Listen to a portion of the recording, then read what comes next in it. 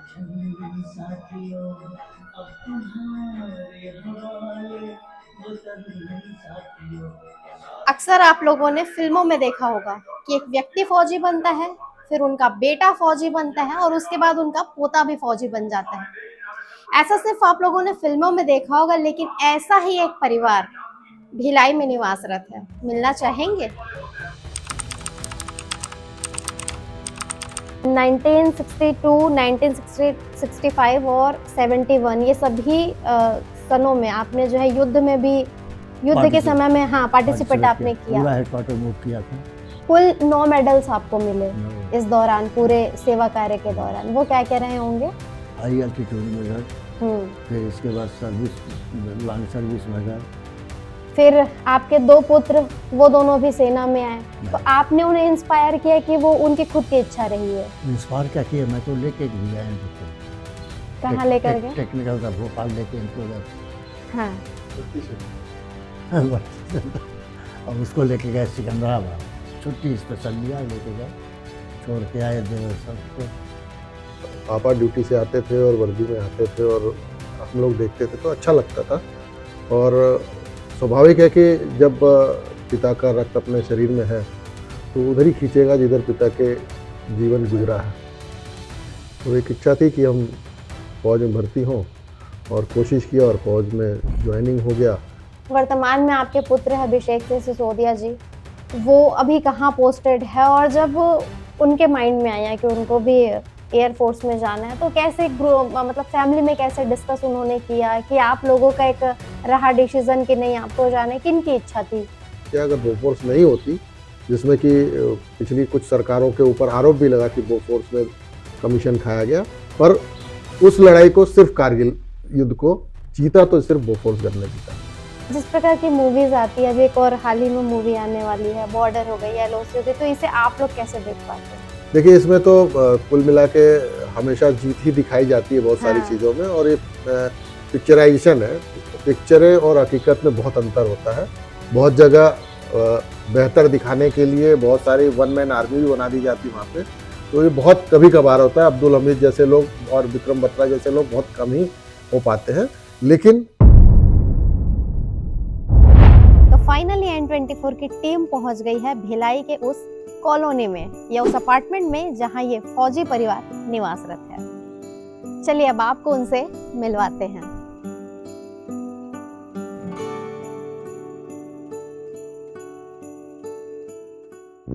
अब जब यहाँ पहुंचे तो पता चला कि जाना हमको 4th फ्लोर में है और लिफ्ट में चल रहा है मेंटेनेंस का काम। तो आज N24 की टीम को थोड़ी सी मेहनत ज्यादा करनी पड़ेगी। हो सकता है मेरा वेट भी थोड़ा कम हो जाए। तो अब मैं जा रही हूँ ऊपर की ओर।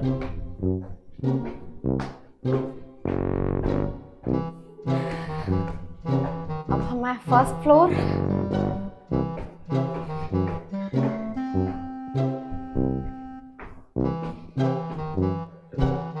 तो फाइनली N24 की टीम पहुंच गई 4th फ्लोर पे। जी नमस्ते। हाँ, जय नारायण सिंह जी यहीं रहते हैं। चलिए उनसे मिलते हैं।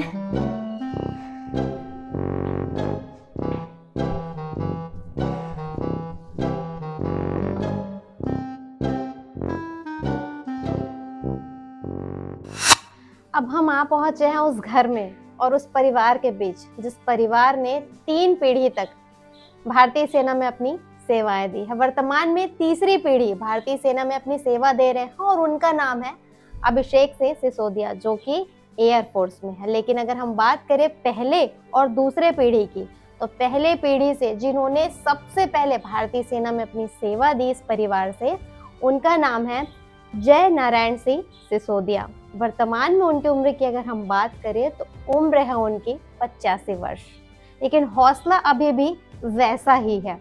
और अगर बात करें कि भारतीय सेना में, तो उन्होंने कुल 28 वर्ष अपने दिए हैं। तो चलिए अब आपको मिलाते हैं। सर, आपका बहुत बहुत स्वागत है हमारे चैनल में। पूरे 28 वर्ष आपने भारतीय सेना में अपनी सेवा दी। जी हाँ। सबसे पहले आपको ऐसा कब और किस पॉइंट पे ऐसा लगा कि आपको भारतीय सेना में जाना है? वो कौन सी बात थी जो आपको एकदम प्रेरणा दे गई? मैं एक्चुअली 62 में ग्रेजुएशन कंप्लीट किया। I was waiting for posting या यू कैन से कि for service. Fortunately I reach Lucknow और appear in open selection. I was selected same day. और सेम डे? हाँ, रैली लगी हुई थी, उसमें खड़े हुए। हाँ। और मेरे तरफ से कोई सपोर्ट नहीं था किसी का। मैं ऐसे ही गया था कि सर्विस मिल जाएगी, लीव वैकेंसी में रख लेंगे। मगर चचेरे भाई लोग उसमें गांव के ही सर्विस में थे, तो उन्होंने बोला आ जाओ इधर, लीव वैकेंसी में रखने तो परमानेंट हो जाएगा। तो परिवार में और कोई पहले से थे सेना में? सेना में नहीं थे, हाँ। सिविल में। सिविल में? लेकिन मैं अपने आप ही at my own driving cycle और पहुंच गए हम ट्रेनिंग सेंटर के उसमें रैली में। जी। और उसी दिन सिलेक्टेड और नेक्स्ट डे डिस्पैच। तो नेक्स्ट डे आपको कहाँ फिर डिस्पैच किया गया? Bangalore training centre. जब आप सेम डे हाँ। आपका सिलेक्शन हुआ सिलेक्शन। तो मन में वो फीलिंग कैसी थी? फिर फैमिली को आपने कैसे इन्फॉर्म किया और फैमिली वालों का क्या रिएक्शन था उस समय? आई तुरंत ही, अरे सब हमने जब इन्फॉर्म किया, अरे नहीं आप फौज में मत जाइए, बहुत ये है वो है, ये सबके अंदर था। थोड़ा सा एक डर, एक हाँ, उनके इमोशनल लिए था, एंगल। हाँ। हाँ। लेकिन हमने कहा कि हमने ज्वाइन कर लिया और मैं कल निकल रहा हूँ 5 बजे की ट्रेन से बेंगलोर के लिए। और चले कुल 28 साल आपने सेवाएं 28 दी। साल के। कहाँ कहाँ पोस्टेड रहे इस दौरान? सबसे फर्स्ट पोस्टिंग तो हमारी वहाँ से हुई, शिमला कह करके तो दिया था, लेकिन लेह में चले गए। बॉर्डर था ये चाइना का, 2 साल वहाँ रहे। उसके बाद जब आए नीचे तो हमें शिमला मिला हेडक्वार्टर, वेस्टर्न कमांड शिमला में। 4.5 वर्ष वहाँ सर्विस किया। फिर वहाँ से हमको उठाया, पानागढ़ भेज दिया, पानागढ़ से श्रीनगर भेजा, और श्रीनगर से फिर चले गए इसमें लेह में गए। फिर दोबारा वो तो हाई अल्टीट्यूड दूसरा ही था, लेह में चले गए। वहाँ से जब हमारी पोस्टिंग हुई तो हम इधर नीचे आ गए। फिर चले गए बरेली। बरेली होम पोस्टिंग मांग लिया हमने, बरेली गए। मांगा था लखनऊ, दिया बरेली, हमने कहा चलो बरेली जाए। बरेली से फिर again I was posted to Leh, ये क्या कहते हैं, आसाम, तिनसुकिया। और फिर ऐसे करके बहुत लंबी वो है। जब आपकी ज्वाइनिंग हुई उस समय आपकी उम्र कितनी थी? उम्र 22 साल। और तब शायद शादी हो गई थी आपकी? शादी हो गई थी 61 में शादी हो गई थी। I was married. तो आप शादी के बाद में किसी के कंसेंट नहीं, कुछ नहीं, हमने जाके ज्वाइन कर लिया। तो आपकी जो पत्नी जी थी, आपकी धर्म पत्नी, उनका क्या रिएक्शन था जब आपने उनको बताया होगा कि आप सेना में जा रहे हैं और अब एक लंबी लड़ाई है? घबराहट तो थी लोगों को। हाँ। फिर हम लोग की चिट्ठियाँ भी बहुत मुश्किल से मिलती थी, जाती थी। हमने कहा कोई नहीं, बड़ा आराम है, ऑफिशियल वर्क है, नो प्रॉब्लम। और ऐसे कितने कितने दिनों में चिट्ठियाँ आती थी उस समय में? क्योंकि उस समय तो ऐसा कुछ था भी नहीं। कभी कभी तो पैराशूट से जाती थी, बह जाती थी नाले में। हम लोगों के ड्राई फ्रूट्स और ये सब मक्खन वक्खन जो जाते थे, पैराशूट से गिराए जाते थे। वो भी नाले में से ढूंढ के लोग उठा करके ले आते थे, उड़ के चला जाता था ये। तो चांसेस कम होते थे कि जो चीजें घर वाले भेजे वो वाकई में सही सलामत। घर से तो कोई भेजता ही नहीं था, घर से तो इसका सवाल ही नहीं था। चिट्ठियाँ? हाँ, चिट्ठी भेजते थे। वो आर्मी पोस्टल, हमारे पास एक डिपार्टमेंट था, पोस्ट ऑफिस होता है, वो जाते थे, कैरी करके ले आते बैग। फिर इसके बाद चिट्ठियाँ हम लोगों को बांटी जाती। तो 2-4 चिट्ठी एक साथ मिलती थी, सबको एक तरफ से पढ़ना शुरू होता। 2-4 चिट्ठियाँ एक साथ आती थी? कम्युनिकेशन का साधन नहीं था ना, फ्लाइट से डेली नहीं आती थी, वेदर कंडीशन कैसी है तब फ्लाइट से आती थी। तो इस दौरान अब ऐसा कुछ हुआ जैसा आप बता रहे, 2-4 चिट्ठियाँ एक साथ, कि घर में किसी की शादी छूट गई हो जो आप समय पे चिट्ठी भी ना पढ़ पाए, ठीक है शादी में पहुंच नहीं पाए वो एक अलग चीज हो गया, लेकिन कई बार शादी है, घर कई में सुख शादियों दुख में का नहीं जो पहुंच भी। कई शादियों में नहीं पहुंचे हुए, चचेरे भाई के रहे हो जाए अपने में हाँ। करते ही हम, क्योंकि सबकी शादी हमारे रिटायरमेंट के बाद ही हुई, अच्छा। हमारे बच्चों की। मैं देख पा रही थी कि 1962, 1965 और 71 ये सभी सनों में आपने जो है युद्ध में भी, युद्ध के Participate- समय में हाँ पार्टिसिपेट participate आपने किया। पूरा हेडक्वार्टर मूव किया था। हेडक्वार्टर। हाँ 65 में हम लोग अम्बाला आकर के वहाँ से फिर ये इधर पंजाब की तरफ गए थे। वो कैसा था, थोड़ा सा दर्शकों को बता पाएंगे कि हम जो लोगों को पता ही नहीं चलता था कि कहाँ से कहाँ जाना है, टॉप सेक्टर रखा जाता था हवाई जहाज में बैठ के, और जब ड्रॉप करते थे तो पता चलता है कि हम राजस्थान में आ चुके हैं। जाने के कितनी देर पहले आप लोगों को पता चलता था कि अब कहीं जाना है? हाँ जाना है, तुरंत रेडी हो जाइए अपना हथियार उथियार लेके। तो मन में उस समय ऐसा कुछ आता कोई था नहीं, कि झुंड में चलते थे तो किसी को डर तो होता ही नहीं। जो बड़े बड़े युद्ध थे, जैसा आप बता रहे, आप हेडक्वार्टर में रहते थे, तो आप लोगों तक ये सूचना कैसे आती थी कि जो सेना की जो टुकड़ी है वो अभी आगे मूव कर चुकी है, युद्ध शुरू होना है, तो आप लोग इन चीजों को कैसे देख पाते थे? ये सब टॉप सेक्टर हुआ करता। अभी कुछ ऐसा बता सकते हैं दर्शकों को, इसमें बताना उचित रहेगा?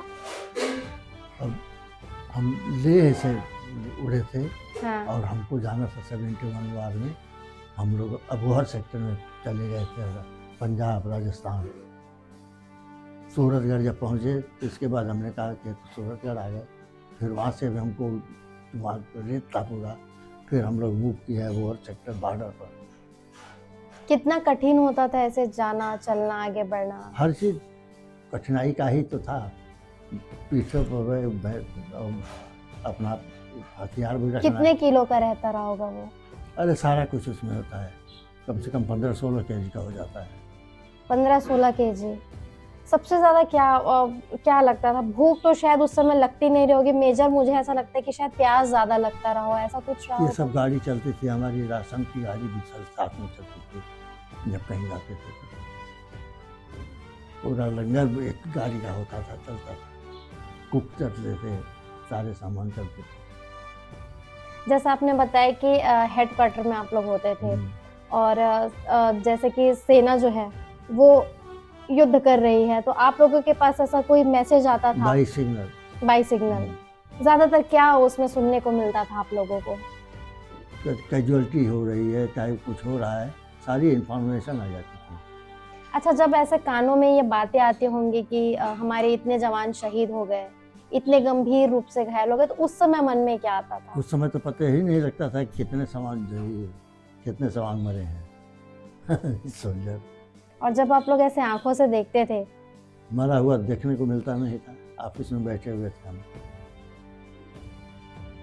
इस बीच में जब छुट्टियों में घर आते रहे होंगे आप, जी, तो परिवार आपको कैसे देखते थे? परिवार वाले लोग, वो एक इमोशनल एंगल कुछ बता पाएंगे दर्शकों को कि फैमिली वाले बोल रहे अब मत जाइए, कठिन है और बहुत दूर दूर पोस्टिंग है, ऐसा कुछ होता था? नहीं ऐसा किसी ने बोला ही नहीं। नहीं और बोला? नहीं तो हम लोग से जिसने बोला उसको हमने इनरोल कराया, 6-7 लोगों को नौकरी दिलाया, रिटायरमेंट के बाद भी रहते। फिर आपके 2 पुत्र, वो दोनों भी सेना में आए, तो आपने उन्हें इंस्पायर किया कि वो उनकी खुद की इच्छा रही है? इंस्पायर क्या किया, मैं तो लेके भी गया इन बच्चों को। कहाँ लेकर गए? टेक्निकल था, भोपाल लेके इनको गए थे। हाँ। और उसको लेके गए सिकंदराबाद, छुट्टी स्पेशल लिया, लेके गए, छोड़ के आए देवर सब पे, कोई प्रॉब्लम नहीं है। फिर अभी वर्तमान में आपकी तीसरी पीढ़ी अभिषेक सिंह जी हाँ। एयरफोर्स में हैं, उनसे जब आपका मिलना होता होगा, छुट्टियों में आते होंगे, जब चला गया तो पता लगा कि एयरफोर्स ज्वाइन कर लिया है। जब आपको पता चला तो वो फीलिंग कैसी थी आपकी? बहुत अच्छी रही है, कभी भी हमको घबराहट होती ही नहीं थी।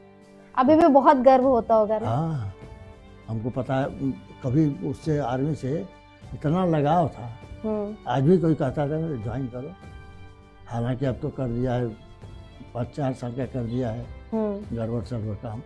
हाँ, अभी तो खैर चीजें बहुत चेंज हो गई गड़बड़ है। कर दिया है, इसलिए बहुत लोग इंटरेस्टेड नहीं भी होते हैं। कुल 9 मेडल्स आपको मिले न- इस दौरान, पूरे सेवा कार्य के दौरान, वो क्या क्या रहे होंगे? हाई एल्टीट्यूड मेडल, हम्म। फिर इसके बाद सर्विस, लॉन्ग सर्विस मेडल, अरे नाम भी तो अब भूल रहा है, जी। वार मेडल, जितने में हम अपेयर हुए हैं सब मिला।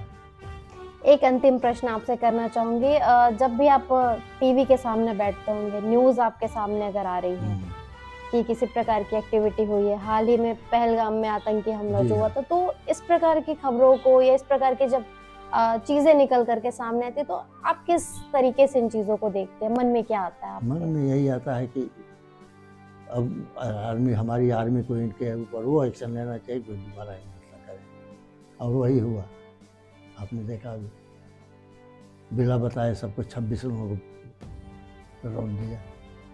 तो एक खुशी हाँ, होती है हाँ, उस समय में। हमारा आर्मी बहुत स्ट्रांग हो चुकी है, और डेली हम लोग सुन रहे हैं सारे जनरल अपने अपने तरफ से तैयार हैं।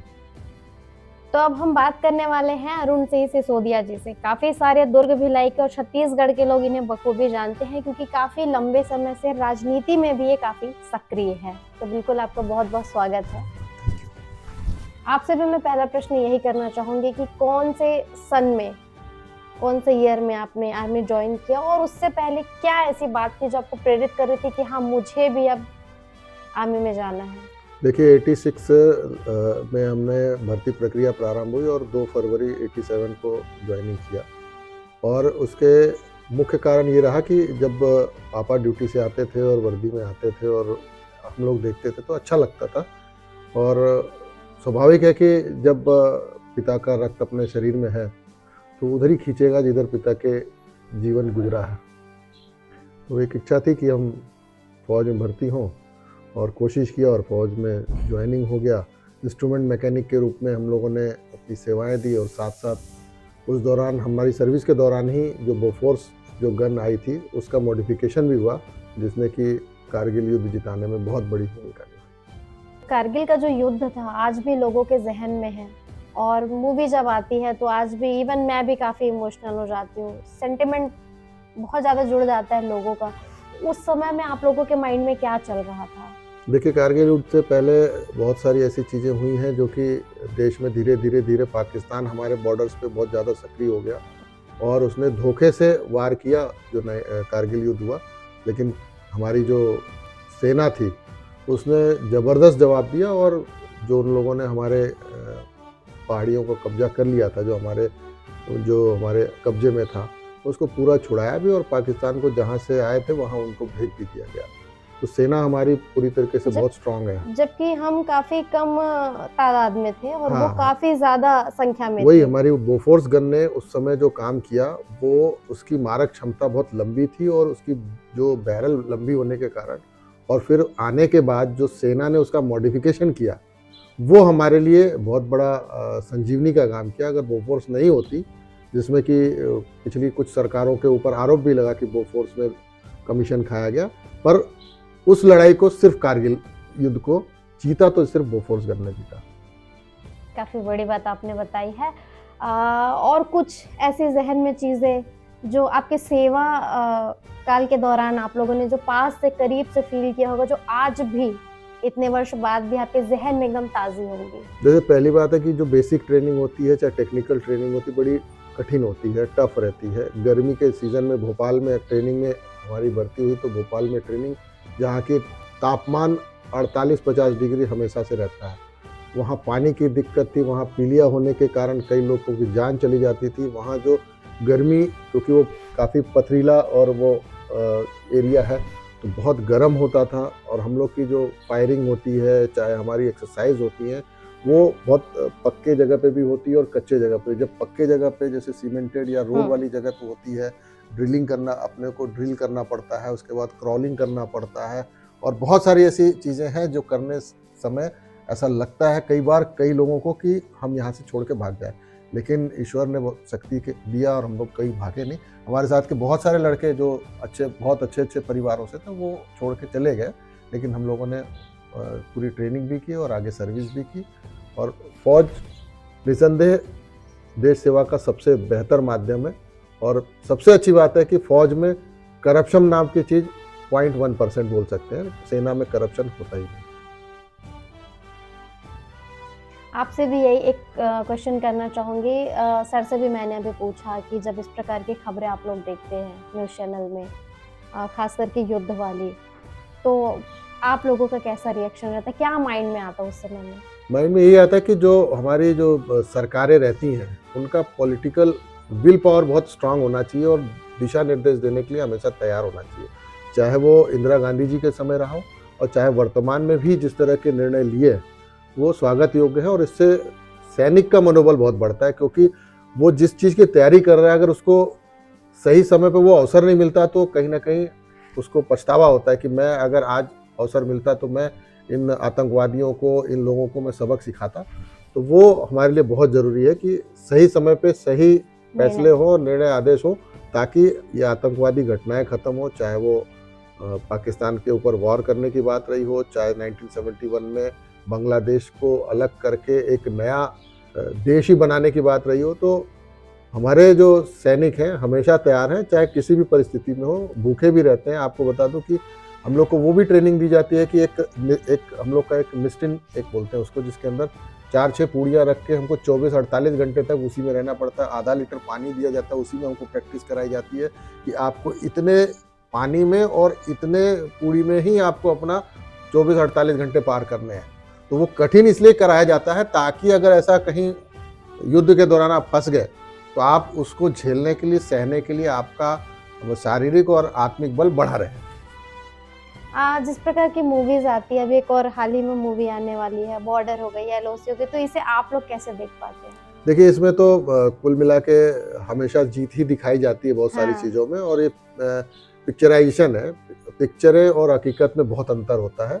बहुत जगह बेहतर दिखाने के लिए बहुत सारी वन मैन आर्मी भी बना दी जाती है वहाँ पे, तो ये बहुत कभी कभार होता है। अब्दुल हमीद जैसे लोग और विक्रम बत्रा जैसे लोग बहुत कम ही हो पाते हैं, लेकिन जो जिस तरह के पिक्चरें आती हैं तो इससे देशभक्ति का जज्बा बढ़ता है और नए युवाओं को सेना में देश सेवा के लिए जाने के लिए अंदर से प्रेरित भी करता है। और वैसे भी आज के समय में जिस तरह से बेरोजगारी है, तो अपने परिवार को गर्व के साथ पालने के लिए बहुत बड़ी एक ताकत भी देता है। जी सर, तो बहुत से ऐसे देश है जहाँ पे 18 वर्ष के बाद सैन्य प्रशिक्षण लेना या फिर सेना में अपना सेवा देना काफी ज्यादा अनिवार्य किया गया है, देखा भी गया, तो इसे आप कैसे देखते हैं? भारत में इस प्रकार की चीजें करनी चाहिए क्या? देखिए, हिंदुस्तान में पॉपुलेशन तो बहुत बड़ी है, 140 करोड़ का देश है, लेकिन जिस तरीके से आज युवाओं में बहुत सारी चीज़ों में संलिप्तता है और सकारात्मक दृष्टिकोण नहीं है, तो 2 वर्ष की प्रशिक्षण जो है देश में हर युवा को 18 साल के बाद लेना चाहिए, ताकि एक तो स्ट्रांग होगा, देश के प्रति जज्बा आएगा, और दूसरा यह है कि उसको आगे सर्विसेज जो भी सरकारी नौकरी में हो उसको प्राथमिकता भी दी जाए सरकार के द्वारा, कि ये किसी भी सरकारी नौकरी में जाता है तो उसको 2 साल का जो प्रशिक्षण प्राप्त है उसको अवश्य लिया जाए। तो ऐसे एक तरह से हमारा देश और मजबूत होगा और आने वाले समय में देश की तरफ कोई भी आंख उठाने लायक नहीं बचेगा। वर्तमान में आपके पुत्र है अभिषेक सिसोदिया जी, वो अभी कहाँ पोस्टेड है, और जब उनके माइंड में आया कि उनको भी एयरफोर्स में जाना है, तो कैसे मतलब फैमिली में कैसे डिस्कस उन्होंने किया कि आप लोगों का एक रहा डिसीजन कि नहीं आपको जाना है, किन की इच्छा थी? देखिए, पहले तो 12th के बाद बेटे का था कि मैकेनिकल इंजीनियर बनना है, और मैकेनिकल इंजीनियर बनने के लिए कोटा में पढ़ाई भी किया, कोचिंग भी किया, लेकिन इसी दौरान एयरफोर्स में मैकेनिकल जो मिग फाइटर है 21 है, मिग 21 है, इसके टेक्नीशियन के रूप में जिस भर्ती निकली, तो बेटे का ये सोचना था और हम लोग का भी यही सोचना था कि मैकेनिकल इंजीनियर 4 साल पढ़ोगे आप, तो इस दौरान 4 साल आप देश की सेवा कर सकते हो।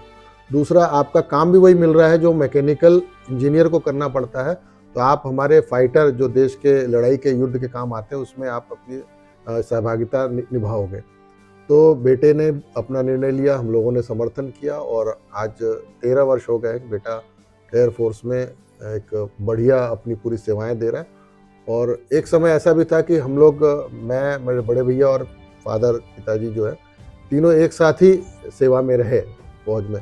और उस समय जो था 90 का दौर था, मतलब 86 से लेकर 92 के दौरान हम लोग तीनों लोग सेना में रहे, तो उस समय बातचीत का भी कोई संसाधन नहीं था, मोबाइल नहीं था, टेलीफोनिक भी नहीं था, तो चिट्ठियों के माध्यम से एक दूसरे से आदान प्रदान जो भी परिवार के विषय में लिखा पढ़ा जाता था, तो चिट्ठियों का इंतज़ार रहता था कि चिट्ठी आएगी। जो आप लोग गाना भी देखते होंगे, चिट्ठी आई, तो वो वाकई में चिट्ठी का इंतज़ार रहता था। किसी की चिट्ठी अगर आ गई और हमारी नहीं आई तो एक अलग सा फीलिंग था। जब चिट्ठी आप लोग पढ़ते थे तो कैसा, मतलब अक्सर हमने फिल्मों में देखा है कि जब कोई चिट्ठी पढ़ रहा होता है तो एक ब्लैक एंड व्हाइट तस्वीर दिखती है, ऐसा लगता है कोई चिट्ठी में बोल रहा है। बिल्कुल बिल्कुल, वो ऐसे ही रहता है। आदमी पढ़ता है यहाँ, लेकिन इमेजिन करता है कि मम्मी वहाँ क्या कर रही होगी, पिताजी क्या कर रहे होंगे, भाई क्या कर रहे होंगे, बहन क्या कर रहे होंगे, जो शादीशुदा है उनकी पत्नी किस रूप में क्या कर रही होगी, वो इमेजिन अपने आप दिमाग में जाता है। क्योंकि जब और बहुत ऐसा हो जाता है कि आदमी को ऐसा लगता है कि वो लाइव अपने गाँव में पहुँचा हुआ है, वो अपनी फीलिंग अपने आप ही वैसी आती है। आपकी शादी कब हुई हो? मेरी शादी तो 92 में हुई है। 92 में। हम्म। और आप की सेवानिवृत्ति कब हुई आर्मी से? मेरी सेवानिवृत्ति के बाद ही मेरी शादी हुई। अच्छा। उससे मैं जिसमें मेरा किस्मत ठीक है कि मतलब मेरी शादी में मेरे पास छुट्टी थी। अन्यथा क्या है, बड़े भैया की शादी में मुझे छुट्टी नहीं मिली, मेरे दोनों बड़े भाइयों की शादी में मेरे को छुट्टी नहीं मिली। एक बार तो हमारी पूरी जो बटालियन थी, कंपनी थी, हमारी मूवमेंट करके देवलाली से सीधा बड़ौदा और बड़ौदा से जोधपुर के लिए मूव कर गई थी। और उसी समय हमारे भाई साहब की, बड़े वाले भाई साहब की शादी थी, तो हमको छुट्टी भी नहीं मिली थी। हम तो शादी के बाद पहुंच पाए थे। तो ये होता है जब आपको, और बाकी हम तो सौभाग्यशाली है, जब पापा जी सर्विस कर रहे थे तो किसी की शादी हो जा रही है, किसी की डेथ हो जा रही है, किसी का जन्म हो रहा है, लेकिन कोई खबर ही नहीं होती थी। बाद में पता लगता था कि 6 महीने 4 महीने बाद कि अरे उनके यहाँ ऐसा हुआ करके। तो अभी समय का बहुत बदलाव है। आज सोशल मीडिया के ज़माने में लोग हर चीज़ अपडेट है, और इसके लिए भी जो क्रांति हुई, जो डिजिटल क्रांति, उसका ही योगदान है कि देश आज हर मोर्चे पे सफल है। ये तो हुई आप दोनों की बात। आपके जो बड़े भाई है राजेंद्र सिंह जी, उनके बारे में कुछ बता पाएंगे, क्योंकि वो भी अभी यहाँ पर नहीं है। हाँ, बड़े भैया जो हैं वो भी ईएमई में थे, और उनका जो रडार जो होता है, रडार मैकेनिकल उनका लाइन था। और रडार जो भी हमको कम्युनिकेशन के लिए काम आते हैं, उसकी सिग्नल एक होता है और एक होता है रडार। रडार जो होता है फाइटिंग फोर्सेस के साथ अटैच रहते हैं हमारे। तो ये जितनी भी कम्युनिकेशन होती है उनके थ्रू, जितने भी अपन लगाते हैं सैटेलाइट मूवमेंट वाले, गाड़ियों पे चलने वाले, हम लोग युद्ध में गाड़ियों पे चलने वाले हमारे रडार रहते हैं, जिससे कि युद्ध में वहीं पे हमारा तुरंत बोलते टेलीफोन एक्सचेंज खुल जाता है, वहीं पे सारी व्यवस्था बन जाती है उसके माध्यम से। तो वो उनकी जॉब थी, और उन्होंने अपनी सर्विस में, उनके दौरान भी युद्ध का कोई अवसर नहीं मिला और हमें भी नहीं मिल पाया। लेकिन पापा ने पूरा कर दिया वो अवसर पूरा, कि सारे युद्ध उन्होंने अपने जीवन में देख लिए। तो देश हमारा सबसे आगे रहे, सुरक्षित रहे, और लोग जागरूक रहे, और सही को सही और गलत को गलत कहने का हिम्मत रखें। यही हम लोग के देश के लोग। चिट्ठी के बारे में अभी मैंने जब आपसे जिक्र किया, और जब मैं बोल रही थी कि चिट्ठी जब लोग पढ़ते थे तो कहीं ना कहीं एक चेहरा सा दिखता था, लोग विजुअलाइज करते थे, तो आपकी आंखों में आंसू आ गए थे, ऐसा क्यों हुआ अभी? चीजें अपने लोग की तरफ तो खींचता ही हो, तो क्या दिक्कत। पिताजी, माता, आप लोगों के परिवार में आप लोग कुल 7 लोग, 4 भाई, बिल्कुल। 1 बहन और माता पिता, जिसमें से 2 तो आर्मी में, और 2 भाई आपके क्या करते हैं? वो हमारे एक भाई जो है यूपी में ही अपने जो घर है वहाँ पे है, और एक दूसरे भाई वो भी उसी ज़िले में है, अपने गांव के, वहीं पे अपना खेती बाड़ी का काम है, और सबके अपने बच्चे पढ़ रहे हैं, सभी अपने, किसी के बच्चे जॉब भी कर रहे हैं बड़े भाई के। तो सभी लोग आराम से संतुलित परिवार अपना जीवन जी रहे हैं।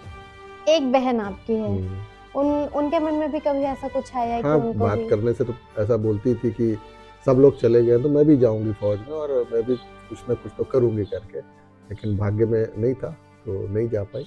वैसे वो भी स्पोर्ट्समैन रही, अच्छा, और बहुत डेयरिंग है उसके अंदर, बहुत मेहनती है, मतलब जुझारूपन है, वन मैन आर्मी है वो हमारे घर की, तो बहुत अच्छी बात है। आज गणतंत्र दिवस 26 जनवरी 2026 है, और पूरे देशवासियों को गणतंत्र दिवस की बहुत सारी शुभकामनाएं, बधाई। और गणतंत्र दिवस की विशेषता यह है कि ये वो संविधान है जिससे कि आज हमारा देश संचालित है और सारे कानूनों के माध्यम से देश पर बहुत अच्छी तरीके से सभी सरकारें चल रही हैं। आप सभी को गणतंत्र दिवस की 2026 की शुभकामनाएं देता हूँ।